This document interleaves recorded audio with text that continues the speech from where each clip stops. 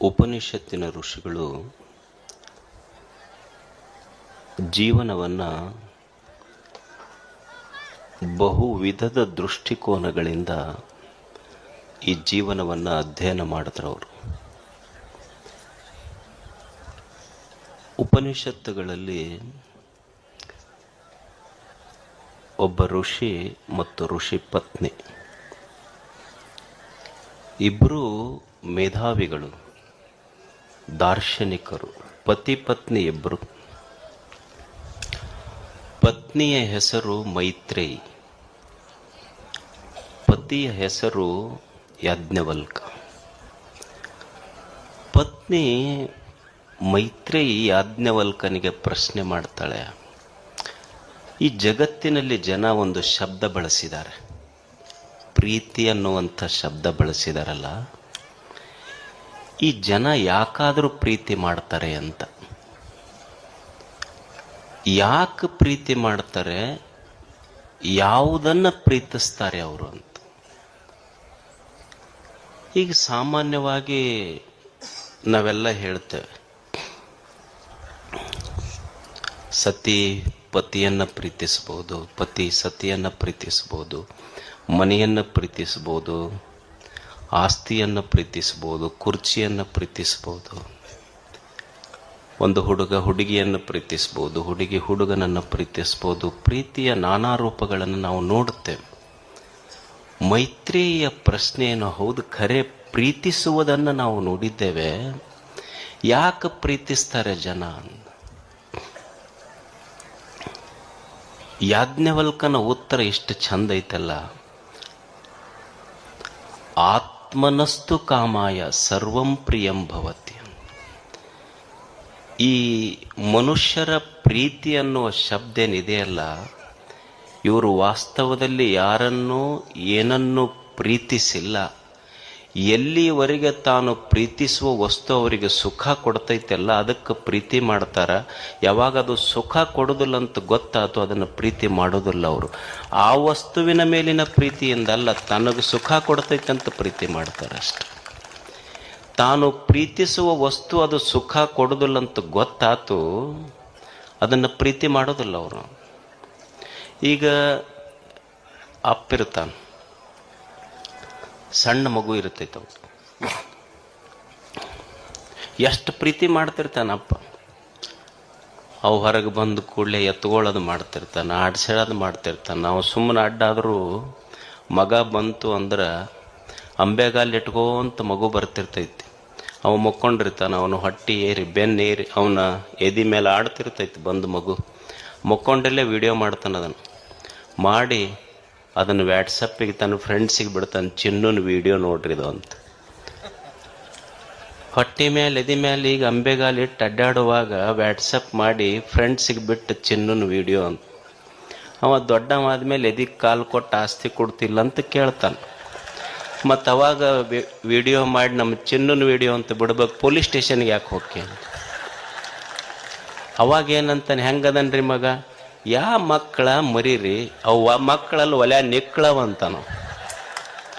ಮೊದಲು ಎಷ್ಟು ಪ್ರೀತಿ ಮಾಡಿದ್ದ, ಇವಾಗ ಯಾಕೆ ಹೆಂಗ ಅಂದ್ರೆ, ಮನುಷ್ಯನ ಇಚ್ಛೆ ಏನು ಅಂದ್ರೆ,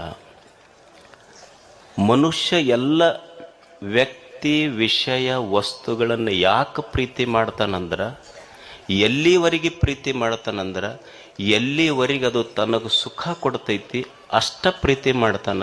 ಯಾವಾಗ ಆ ವಸ್ತು ವ್ಯಕ್ತಿ ವಿಷಯಗಳಿಂದ ಸುಖ ಇಲ್ಲಂತ ಗೊತ್ತಾಯ್ತು, ಅವತ್ತಿನಿಂದ ಅದನ್ನು ದ್ವೇಷ ಮಾಡಲಿಕ್ಕೆ ಶುರು ಮಾಡ್ತಾನೆ. ವಸ್ತುವಿನ ಮೇಲಿನ ಪ್ರೀತಿಯಿಂದಲ್ಲ, ತನ್ನ ಮೇಲಿನ ಪ್ರೀತಿಯಿಂದ ವಸ್ತುವನ್ನು ಪ್ರೀತಿಸ್ತಾನೆ ಮನುಷ್ಯ. ಎಷ್ಟು ವೈಜ್ಞಾನಿಕ ವಿಶ್ಲೇಷಣೆ ಋಷಿಗಳದು. ಅಂದ್ರೆ ನಮ್ಮ ಪ್ರೀತಿ ಪ್ರೇಮ ಅನ್ನೋದೇನಿದೆಯಲ್ಲ, ಇದು ವ್ಯಾವಹಾರಿಕ ಪ್ರೇಮ. ನಮ್ಮದು ವ್ಯಾವಹಾರಿಕ ಪ್ರೇಮ ಐತಿ. ಈಗೊಂದು ಗಿಡ ನಾನು ಪ್ರೇಮ ಮಾಡ್ತೀನಿ ಅಂದ್ರೆ, ಪ್ರೀತಿಸ್ತೀನಿ ಅಂದ್ರೆ, ಗಿಡಕ್ಕೆ ಎಲ್ಲಿವರೆಗೆ ನೀರು ಹಾಕ್ತೀನಿ ಅಂದ್ರೆ, ಹಣ್ಣು ಕೊಡ್ತಿತ್ತು ಅಂದ್ರೆ ನೀರು ಹಾಕ್ತೀನಿ, ಕೊಡಲಿಲ್ಲ ಅಂದ್ರೆ ಕಡಿತೀನಿ ಅಷ್ಟೆ. ಈಗೊಂದು ಆಕಳಿಗೆಲ್ಲ ಮೇವು ಹಾಕೋದು, ಹಸೆ ಹುಲ್ಲು ಹಾಕೋದು ಎಲ್ಲಿವರೆಗೆ ಮಾಡ್ತೀನಿ ಅಂದ್ರೆ, ಅದು ಹಾಲು ಕೊಡ್ತಿತ್ತಂದ್ರೆ ಮಾಡ್ತೀನಿ, ಇರಲಿಲ್ಲ ಅಂದ್ರೆ ಮಾಡೋದಿಲ್ಲ. ಇದು ವ್ಯಾವಹಾರಿಕ ಪ್ರೇಮ, ಗಿವ್ ಆ್ಯಂಡ್ ಟೇಕ್. ಅದು ಕೊಡ್ತಿತ್ತು ಅಂದ್ರೆ ನಾ ಮಾಡ್ತೀನಿ, ಅದು ಕೊಡೋದು ನಿಲ್ಲಿಸ್ತು ಅಂದ್ರೆ ಮುಗೀತು. ಆಕಳ ಹಾಲು ಕೊಡೋದು ಮುಗೀತು ಅಂದ್ರೆ ಯಾರ ಮನೆಗೆ ಕಳಿಸ್ಬೇಕು ಅವ್ರ ಮನೆಗೆ ಕಳಿಸ್ತೀನಿ. ಇದು ವ್ಯಾವಹಾರಿಕ ಪ್ರೇಮ. ಇನ್ನೊಂದು ವೈಷಯಿಕ ಪ್ರೇಮ. ವೈಷಯಿಕ ಪ್ರೇಮದಲ್ಲಿ ಏನಿರ್ತದೆ ಅಂದ್ರೆ ಅಂದ ಆಕರ್ಷಣೆ ಇರ್ತದೆ. ಒಂದು ಹುಡುಗ ಒಂದು ಹುಡುಗಿಯನ್ನು ನೋಡೋದು ಕೂಡಲೇ love at first sight, divorce at first fight. ನೋಡೋದು ಕೂಡಲೇ ಆಕರ್ಷಣೆ ಆಗ್ತದೆ.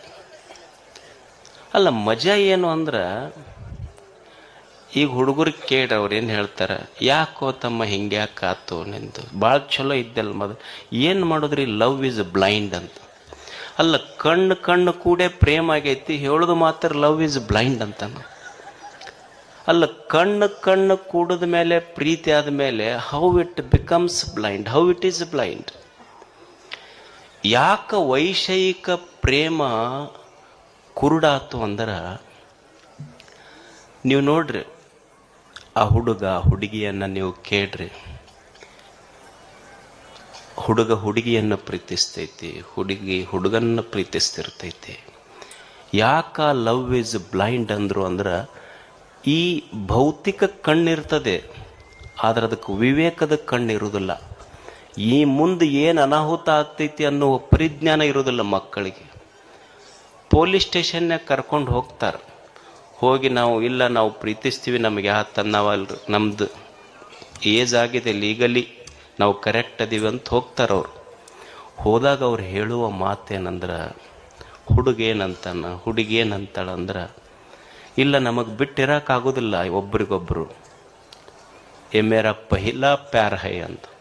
ಕೇಳಿರಿಲ್ಲ ಇದನ್ನು, ಎ ಮೇರಾ ಪಹಿಲಾ ಪ್ಯಾರ್ ಹೈ ಅಂತ. ಅಲ್ಲ, ಇದು ನನ್ನ ಮೊದಲ ಪ್ರೇಮ. ಆಶ್ಚರ್ಯ ಏನು ಅಂದ್ರೆ, ನಿನ್ನನ್ನು 9 ತಿಂಗಳ ಹೊತ್ತು, 9 ತಿಂಗಳಾದ ಮೇಲೆ ಹೆತ್ತು, ನೀನು ಅಳುವಾಗ ಹೃದಯ ಕಿತ್ತಿ ಬಂದಂಗಾಗಿ ಭೂಮಿಗೆ ಬಿದ್ದ ತಕ್ಷಣ ನಿನ್ನ ಕಣ್ಣಾಗ ಕಣ್ಣಿಟ್ಟು ನೋಡಿದ ತಾಯಿಯ ಮೊದಲ ಪ್ರೇಮ, ಅದು ಮೊದಲ ಪ್ರೇಮ ಆಗಿರಲಿಲ್ಲೇನು ಅಂತ. ಅದು ಗೊತ್ತು ಮಾಡಿ ಕೊಟ್ಟಿಲ್ಲ ನಿನಗೆ.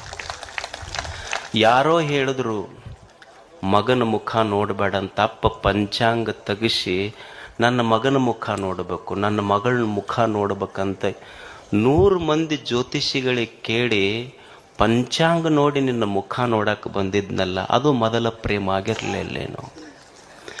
ಅಂದರೆ ಈ ಪ್ರೇಮದ ಕಣ್ಣು ಯಾಕೆ ಬ್ಲೈಂಡ್ ಅಂದ್ರೆ, ನಮಗೆ ತಾಯಿಯ ಮೊದಲ ನೋಟ, ಅಪ್ಪನ ಮೊದಲ ನೋಟ ಗೊತ್ತಾಗಲಿಲ್ಲ. ತಾಯಿಯ ಕಣ್ಣೀರು ಸಹಿತ ಪೊಲೀಸ್ ಸ್ಟೇಷನ್ ಒಳಗೆ ನಿಂತಾಗ ತಾಯಿಯ ಕಣ್ಣೀರಿನ ನೆನಪು ಬರಲಿಲ್ಲ, ತಂದೆಯ ಅಪಮಾನದ ನೆನಪು ಬರಲಿಲ್ಲಲ್ಲ. ಅದಕ್ಕೆ ಲವ್ ಈಸ್ ಬ್ಲೈಂಡ್ ಅಂದ್ರೆ. ಅದಕ್ಕೆ ನಾವೇನು ಹೇಳ್ತೇವೆ, he or C has fallen in love ಅಂತ. ಪ್ರೇಮದೊಳಗೆ ಬಿದ್ದಾರ ಅಂತಾರೆ, ಶಬ್ದ ಬಳಸ್ಯಾರಿಲ್ಲ ಇದನ್ನು. ಪ್ರೇಮದೊಳಗೆ ಬಿದ್ದಾರ ಅಂತಾರೆ. ಬೀಳಿಸುವುದು ಪ್ರೇಮ ಅಲ್ಲ. We should never fall in love, we should rise in love. ನಿನ್ನನ್ನು ಬೀಳಿಸುವುದು ಪ್ರೇಮ ಆಗೋದಿಲ್ಲ, ನಿನ್ನ ಸುತ್ತ ಇದ್ದವರನ್ನು ಎದ್ದು ನಿಲ್ಲಿಸುವುದು ನಿಜವಾದ ಪ್ರೇಮ ಆಗ್ತದೆ. ಈ ಪ್ರೇಮಕ್ಕೆ ಸಹಜ ಪ್ರೇಮ ಅಂತ ಕರೀತಾರೆ. ಒಂದು ವ್ಯಾವಹಾರಿಕ ಪ್ರೇಮ, ಎರಡನೇದ್ದು ವೈಷಯಿಕ ಪ್ರೇಮ, ಮೂರನೇದ್ದು ಸಹಜ ಪ್ರೇಮ. ಇದು ವೈಷಯಿಕ ಪ್ರೇಮ ಅಷ್ಟೇ.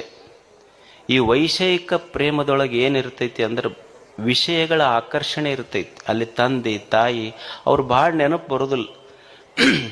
ಇದು ಅವ್ವ ಇಲ್ಲೇ ಕುಂತಿರ್ತೈತಿ ಊರಾಗ, ಜಗಲಿ ಮುಂದೆ ಕುಂತು ನಮ್ಮ ಮಗನವ ಬೆಂಗಳೂರಾಗ ಓದ್ತಿರ್ತಾನೆ. ನನ್ನ ಮಗನ ಕ್ಯಾಂಪಸ್ ಸೆಲೆಕ್ಷನ್ ಆಗಿರ್ಬೇಕು, ನನ್ನ ಮಗನ ಕ್ಯಾಂಪಸ್ ಸೆಲೆಕ್ಷನ್ ಆಗ್ಬೇಕಂತ ಇದು ದೇವ್ರ ಪೂಜೆ ಮಾಡ್ತಿರ್ತೈತಿ. ಅವ ಒಂದು ದಿವ್ಸ ತಂದು ಓದೋದು ಮುಗಿಸಿ ಬರಾಗ ಒಂದು ಹುಡುಗಿನ ಕರ್ಕೊಂಬಂದವ. ಅವು ಕೇಳಿದ್ಲು, ಇದು ಯಾರು? ಇದು ಕ್ಯಾಂಪಸ್ ಸೆಲೆಕ್ಷನ್ ಅಂತ ಹೇಳ್ದವ ಅಷ್ಟೆ. ಅಂದ್ರೆ ಈ ವೈಷಯಿಕ ಪ್ರೇಮದೊಳಗೆ ವಿಷಯಗಳ ಆಕರ್ಷಣೆ ಐತಿ. ಆದ್ರೆ ಸಹಜ ಪ್ರೇಮ ಏನಿದೆ ಅಲ್ಲ, ಅಲ್ಲಿ ವ್ಯವಹಾರದ ದೃಷ್ಟಿ, ಲಾಭ ದೃಷ್ಟಿ ಇಲ್ಲ. ವೈಷಯಿಕ ಪ್ರೇಮದ ಅಂದ ಆಕರ್ಷಣೆಗಳಿಲ್ಲ. ಅಲ್ಲಿರುವುದು ಬರೀ ಶುದ್ಧ ಪ್ರೇಮ, ಸಹಜ ಪ್ರೇಮ. ಇಂಥ ಸಹಜ ಪ್ರೇಮ ಯಾರ ಎದೆಯೊಳಗೆ ಇರ್ತೈತೆಲ್ಲ ಅವರಿಗೆ ಸಂತರು ಅಂತ ಕರೀತಾರೆ, ಶರಣರು ಅಂತ ಕರೀತಾರೆ. ಅವ್ರದ್ದು ಸುಮ್ಮನೆ ಸಹಜ ಪ್ರೇಮ. ಅಂಥ ಸಹಜ ಪ್ರೇಮ ಇಟ್ಟುಕೊಂಡು ನಾವು ಬದುಕಬೇಕಾಗ್ತದೆ ಜಗತ್ತಿನೊಳಗೆ. ಮಾಡುವ ಎಲ್ಲ ಕೆಲಸಗಳು, ಮಾಡುವ ಪ್ರೀತಿ ಅದು ಲಾಭದ ದೃಷ್ಟಿಯಿಂದ ಮಾಡಬಾರದು. ಪ್ರೇಮಕ್ಕೆ ಲಾಭದ ಲೇಪ ಬಡಿಬಾರ್ದು, ಅದು ಮಲಿನ ಆಗ್ತದೆ. ಸುಮ್ಮನೆ ಪರಿಶುದ್ಧ ಪ್ರೇಮ ಎದೆಯೊಳಗೆ ಇತ್ತು ಅಂದ್ರೆ ಅವನಿಗೆ ಸಂತ ಅಂತ ಕರೀತಾರೆ. ಇಂಥ ಒಂದು ಪರಿಶುದ್ಧ ಪ್ರೇಮದ ಒಂದು ಎಕ್ಸಾಂಪಲ್ ನಮ್ಮೆದುರಿಗೆ ಇವತ್ತು ಒರಿಸ್ಸಾದಿಂದ ಬಂದಿದ್ದಾರೆ ಒಬ್ಬರು, ಜಲಂಧರ್ ನಾಯಕ್ ಅಂತ ಹೇಳೋರು. आप उठेंगे? हिंदी समझ में आएगा आपको? नहीं आता ना? आपका बारे में बोल रहा हूँ. आप खड़ा होकर इनको एक नमस्कार कीजिएगा. एक बार नमस्कार करो. नमस्कार. हाँ, यस यस, उनको नमस्कार. हाँ, राइट राइट, यस. बैठे, आप बैठे बैठे. उनको हिंदी भी नहीं आती, ಹಿಂದಿನೂ ಬರೋದಿಲ್ಲ ಅವ್ರಿಗೆ. ಅವರು ಒರಿಸ್ಸಾದ ಈ ಗುಡ್ಡುಗಾಡು ಪ್ರದೇಶದ ಜನ, ಊರಾಗಿರೋರಲ್ಲ ಅವರು. ಗುಡ್ಡುಗಾಡಿನ ಒಂದು ಹಳ್ಳಿ ಗುಮ್ಸಾಹಿ ಅಂತ ಹಳ್ಳಿ ಹೆಸರು. ಆ ಹಳ್ಳಿಯವರಿಗಿರುವ ವ್ಯಕ್ತಿ ಜಲಂಧರ್ ನಾಯಕ್ ಅವ್ರ ಹೆಸರು, ಒರಿಸ್ಸಾದವರು. ಆ ಸಣ್ಣ ಹಳ್ಳ್ಯಾಗ ಒಂದು ಕೆಲವು ಮನೆಗಳಿದ್ದು. ಆ ಊರ ಮಕ್ಕಳು ಸಾಲಿ ಕಲಿಬೇಕಾದ್ರೆ ಪುಲ್ಬಾನಿ ಅನ್ನುವಂಥ ಸುಮಾರು ಆ ಗುಮ್ಸಾಯಿಯಿಂದ 10 ಕಿಲೋಮೀಟರ್ ನಡೆದು ಹೋಗ್ತಿರ್ಬೇಕಾಗ್ತಿತ್ತು. ಆಶ್ಚರ್ಯ ಏನು ಅಂದ್ರೆ, ಮಕ್ಕಳು 10 ಕಿಲೋಮೀಟರ್ ನಡೆದು ಸಾಲಿ ಕಲಿಬೇಕಾಗಿರೋದ್ರಿಂದ ಎಷ್ಟೋ ಮಕ್ಕಳು ಸಾಲಿ ಬಿಟ್ಟರು. ಭಾಳ ಮಂದಿ ತಂದೆ ತಾಯಿಗಳು ಊರ ಬಿಟ್ಟರು ಮಕ್ಕಳ ಸಲುವಾಗಿ. ಆದರೆ ಜಲಂಧರ್ ನಾಯಕ್ ಊರು ಬಿಡಲಿಲ್ಲ. ನಮ್ಮೂರವ್ರಿಗಾಗಿ, ನಮ್ಮೂರು ಮಕ್ಕಳಿಗೆ ದಿವಸ ಸಾಲಿಗೆ ಹೋಗ್ಬೇಕಂತ ತಿಳ್ಕೊಂಡು ಆ ಊರಿಗೆ ದಾರಿ ಸಹಿತ ಇರಲಿಲ್ಲ. ಗುಡ್ಡುಗಾಡು ಪ್ರದೇಶದ ಗುಡ್ಡದಾಗ ಹೋಗ್ತಿರ್ಬೇಕಾತ 10 ಕಿಲೋಮೀಟರ್ ನಡ್ಕೊಂಡು 2 ವರ್ಷಗಳ ಕಾಲ ಪ್ರತಿನಿತ್ಯ 7-8 ತಾಸು ದಾರಿ ಮಾಡಿ 8 ಕಿಲೋಮೀಟರ್ ಒಬ್ಬನೇ ರಸ್ತೆ ಮಾಡಿದಾನೆ ಸಾಲಿಗೆ ಹೋಗ್ಲಿಕ್ಕೆ ಮಕ್ಕಳು. ನಾವು ಚಲೋ ದಾರಿ ಇದ್ರೆ JCP ಹಾಕಿ ಕೆಡ್ಸ ಮಂದಿ ನಾವೆಲ್ಲ. 8 ಕಿಲೋಮೀಟರ್ ರಸ್ತೆ ಮಾಡಿದಾನ ಮನುಷ್ಯ. ಅಂದ್ರೆ ಸಂತನಾಗಬೇಕಾದ್ರೆ ಏನು ಹಿಮಾಲಯಕ್ಕೆ ಹೋಗ್ಬೇಕಂತಿಲ್ಲ, ಮನೆ ಮಠಗಳನ್ನು ಬಿಡಬೇಕಂತಿಲ್ಲ, ಸಂಸಾರವನ್ನು ಬಿಡಬೇಕಂತಿಲ್ಲ. ಎದ್ಯಾಗ ಈ ಜಗತ್ತಿನ ಬಗ್ಗೆ ಪರಿಶುದ್ಧ ಪ್ರೇಮ ಇತ್ತು ಅಂದ್ರೆ ಸಂತ ಆಗ್ತಾನೆ, ಒಬ್ಬ ಸಂತ ಅಷ್ಟೆ. ನೋಡಿ, 8 ಕಿಲೋಮೀಟರ್ ಒಬ್ಬ ವ್ಯಕ್ತಿ ರಸ್ತೆ ನಿರ್ಮಾಣ ಮಾಡ್ತಾನೆ ಪ್ರತಿನಿತ್ಯ. ಯೋಗಿ ಯೋಗಿ ಅಂತ ಕರಿತೇವಲ್ಲ, ಯೋಗಿ ಇದರ ಅರ್ಥ ಏನು? ಗವಿಗಳಲ್ಲಿ ಕುಂತವರಷ್ಟೇ ಯೋಗಿಗಳಲ್ಲ, ತಪಸ್ಸು ಮಾಡದವರಷ್ಟೇ ಯೋಗಿಗಳಲ್ಲ. ಯಾರು ಲೋಕಕ್ಕೆ ಉಪಯೋಗಿಯೋ ಅವನೇ ನಿಜವಾದ ಯೋಗಿ ಅಷ್ಟೆ. ಅಂಥ ಒಂದು ಲೋಕೋಪಯೋಗಿ ಕೆಲಸ ಮಾಡಿರುವಂಥ ಜಲಂಧರ್ ನಾಯಕ್ ಅವರಿಗೆ ಶೇಗುಣಸಿಯ ಪರಮ ಪೂಜ್ಯರು ಅವ್ರಿಗೆ ಗೌರವಿಸಬೇಕು ಅಂತ, ಆಶೀರ್ವದಿಸಬೇಕಂತ ಅವರಲ್ಲಿ ಕೇಳ್ಕೊಳ್ತೇನೆ.